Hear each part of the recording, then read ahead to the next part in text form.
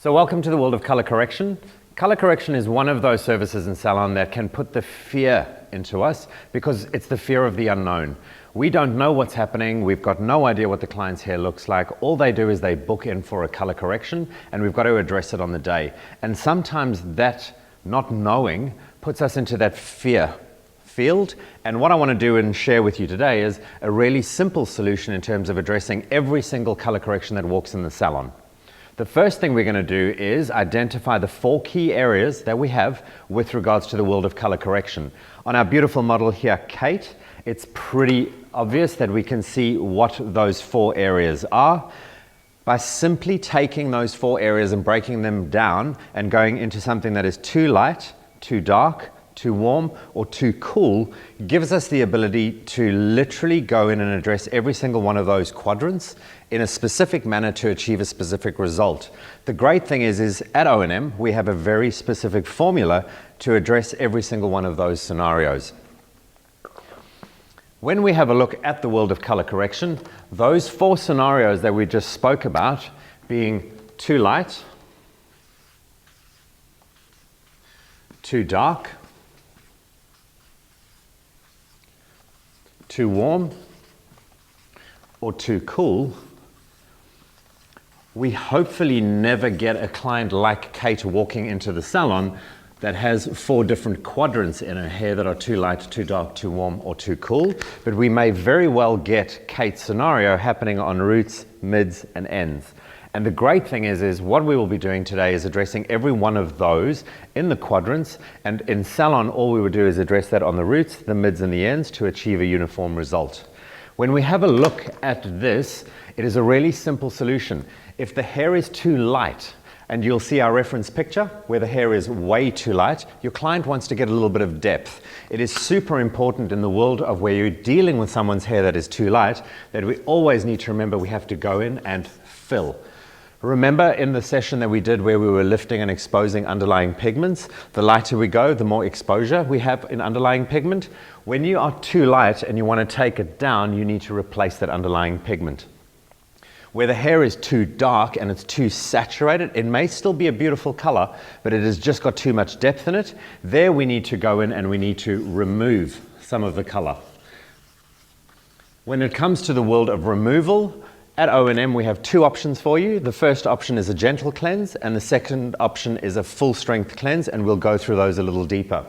Where the hair is too warm or the hair is too cool, this takes us straight back to the world of the color wheel. And it's about understanding the principles behind color where opposites will counteract. So where your client's hair is too warm, she's come in, your blonde has ever come into the salon and said to you, I'm feeling a little bit gold. We go straight back to our color wheel, and when we have a look at our color wheel, directly opposite gold is violet. We're literally going to go in and counteract there with a toner to control the warmth that we have, bringing it back down to the result that we're looking for. And where we have the result of too cool, and this may very well be the scenario where the client has overtoned their hair or they've got porosity issues and it has grabbed, we have 2 options here. The first one is we can go in and do a gentle cleanse to remove some of the tone that we have in the hair. Alternatively, we can go in and we can tone. That sounds really, really weird, but for the client that comes in that is typically overtoned on a blonde, and she's got that slight overtone of a violet or an ashy tone on the ends, as hairdressers, the first thing we do is jump in with powder lightener. What that does is it definitely removes it, but it creates more porosity issues. If we have a look at our color wheel again and we identify that it's an overtone of violet, we've got a 10.03, which is directly opposite, that you can put on, and that will counteract it and still maintain the integrity of the hair without stressing it any further. It'll give us a better result, better condition, and better durability. So now that we've had a look and identified the 4 scenarios that we have, being too light, too dark, too warm, or too cool, let's take those 4 scenarios and put them into a practical application. This is our gorgeous model for today, Kate. And if we have a look at Kate, what you're going to notice is Kate has got 4 distinct areas located in quadrants around her head.